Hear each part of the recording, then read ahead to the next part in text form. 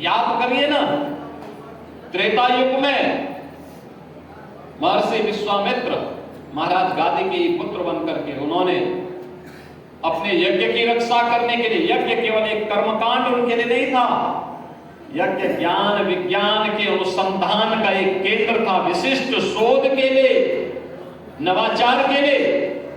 वह जिस विशिष्ट पद्धति को आगे बढ़ा रहे थे उसका नाम उन्होंने यज्ञ दिया था। अपने ज्ञान की, यज्ञ की उस परंपरा को कोई भी खंडित न करने पाए, इसके लिए ताड़का, मारी, सुबाऊ, इनसे लड़ने के लिए वह उस पर ध्यान कंसंट्रेट कर सके, अपने ध्यान को बिखरने न दें, शोध की सफलता के लिए इसके लिए आवश्यक था कि वह गुस्सा नहीं करेंगे, आक्रोश में नहीं आएंगे, स्वयं हथियार नहीं उठाएंगे। तो उन्होंने क्या कहा? उन्होंने कहा मेरे यज्ञ की रक्षा, मेरे शोध की रक्षा और इसको आगे बढ़ाने का काम कौन करेगा? उन्होंने कहा कि ये अयोध्या में रघुवंश मणि श्री राम और श्री लक्ष्मण को मैं यज्ञ की रक्षा करने के लिए लेके आऊंगा। मन चिंता पहली बार किसी राक्षस को समझने, उसके आत्म से धरती को मुक्त कराने के लिए ये संकल्प इसी गाजीपुर की धरती पर जन्म लेने वाले और यहाँ की विरासत को आगे बढ़ाने का संकल्प लेकर के कार्य करने वाले महर्षि विश्वामित्र ने लिया था बक्सर की धरती और भगवान राम और लक्ष्मण को लेकर के आया।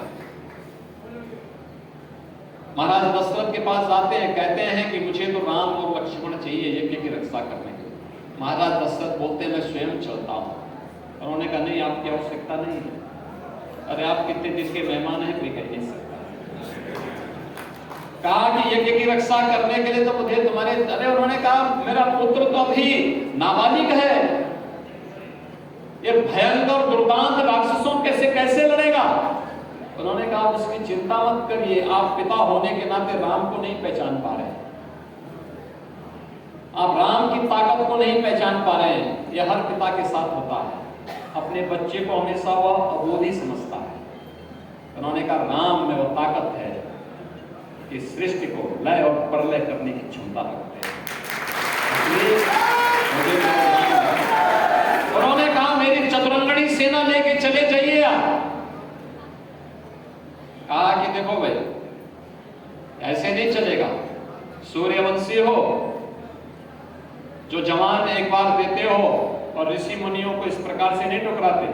मैं आया हूं, मुझे आपके पुत्र चाहिए और नहीं चाहिए तो बोलिए फिर भी मैं नहीं देना चाहता हूं, घोषणा कर दीजिए। उन्होंने कहा मैं कैसे बोल सकता हूं? उन्होंने कहा फिर मेरे साथ भेजिए। महर्षि विश्वामित्र वशिष्ठ कहते हैं कि राम का कल्याण ही होगा, यानी वह विरासत जहां पर राष्ट्र की रक्षा करने के लिए एक राजा अपने पुत्र को दान देकर कर रहा है और कह रहा है कि नहीं, राष्ट्र रक्षा के लिए आप अपने इस अभियान में राम और लक्ष्मण को लेकर के जाइए। और भगवान राम और लक्ष्मण, राम की ताकत क्या है, विश्वामित्र जानना चाहते थे कि भावी संकट का मुकाबला हो पाएगा कि नहीं हो पाएगा। तो इसके लिए उन्होंने सबसे पहला परीक्षण कराया ताड़का पर, फिर सुबाहु पर और फिर मारीच पर। आप सोचो, मारीच को जब उन्होंने मारा, ताड़का और सुबाहु तो यही मार दिए गए थे। मारीच को जब मारा तो मारीच कई योजन दूर जाकर के दंडकारण्य में मरा हुआ, यानी अधमरा पड़ा गया था, घायल होकर के वहां पड़ा हुआ था, किसी प्रकार से छुप करके अपना जीवन व्यतीत कर रहा था। और जब मारीच को ढूंढने के लिए रावण भी आया, एक छल कपट से सीता का हरण कर ले, तो अंत में मारीच भी इस बात को रावण को पहले समझाता है, कहता है कि भाई देखो वो सामान्य मनुष्य नहीं है, मत लड़ो मत लड़ो। लेकिन जब रावण अपनी बातों पर अड़िग रहता है कि नहीं, मुझे तो ये करना है, और तुम इसमें सहायक बनोगे, तो मारीच को भी लगा कि इस पापी के हाथों से मरने से अच्छा है कि भगवान राम के बाणों से वो एक बार तो बच गया, इस बार अब मुक्ति ही मिलनी है तो राम के बाणों से मिले। और देखिए मारीच ने उस ताकत को समझा था। भारत की विरासत कितनी अद्भुत है और गाजीपुर की धरती तो उस बात का साक्षी है। और इसीलिए हम लोगों को जब अवसर प्राप्त हुआ तो हम लोगों ने गाजीपुर में मेडिकल कॉलेज जब खोला प्रधानमंत्री मोदी जी के अनुकंपा से, तो मेडिकल कॉलेज को हमने महर्षि विश्वामित्र के नाम पर समर्पित किया।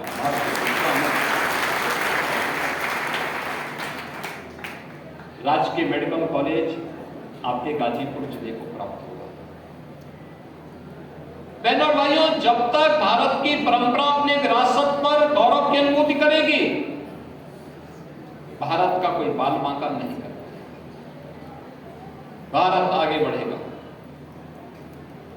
भारत की धरती इस बात की गवाह है कि पूज्य संतों की विरासत ने, ऋषियों की विरासत ने, महापुरुषों की विरासत ने लगातार इस परंपरा को आगे बढ़ाए रखा। और भारत की पहचान भी दुनिया के अंदर अपनी उच्च आध्यात्मिक ज्ञान के कारण है। उस ज्ञान की विरासत को आगे बढ़ाना, निरंतर उस दिशा में प्रयास करना, यह आज की आवश्यकता है। और यहां पर उसी परंपरा का निर्वहन करने के लिए घोड़कोड़ा में 1972 में कॉलेज की स्थापना हुई है। आज कई संस्थान यहां पर खुलकर के सिद्धपीठ घोड़कोड़ा के सानिध्य में संचालित हो रहे हैं। हजारों बच्चे यहां अध्ययन कर रहे हैं। प्राचीन गुरुकुल जैसी स्मृति को पुनर्स्मरण कराता है। मैं आज से लगभग 17-18 वर्ष पहले यहां आया था और 17-18 वर्ष पहले मुझे उस समय पूज्य संत महंत श्री कामाश्रय दास जी महाराज के दर्शन करने का सौभाग्य प्राप्त हुआ था। उस समय का वह चित्र अभी मुझे श्री महंत शत्रुघ्न दास जी महाराज ने वही चित्र मुझे उपलब्ध कराया मंच पर। आप सोचो 18 वर्ष पहले मैं आया था, मैंने उस समय पूज्य महाराज जी के दर्शन किए और आज 18 वर्ष के बाद उनकी दिव्य और भव्य प्रतिमा की स्थापना इसी महाविद्यालय प्रांगण में मुझे करने का अवसर प्राप्त हुआ है। बहनों और भाइयों, यही पीठ है जहां बुला साहेब और बाबा कीनाराम जी की भेंट होती है। और बाबा कीनाराम जी वे एक सिद्ध संत थे और गुरुसर की परंपरा के एक सिद्ध योगी के रूप में वे यहां पर मिलने के लिए आए। शेर में बैठ करके आए।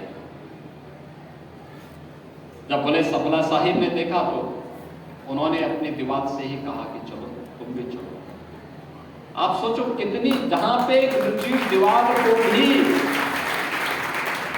सिद्धों की सिद्धि पर विश्वास हो, कौन बोलता है कि जड़ वस्तु को चेतन न किया जा सकता। और भारत की परंपरा तो हमेशा से एक पत्थर को मूर्ति का रूप देकर के उसी में अपने ईश्वर का वास मान लेती है।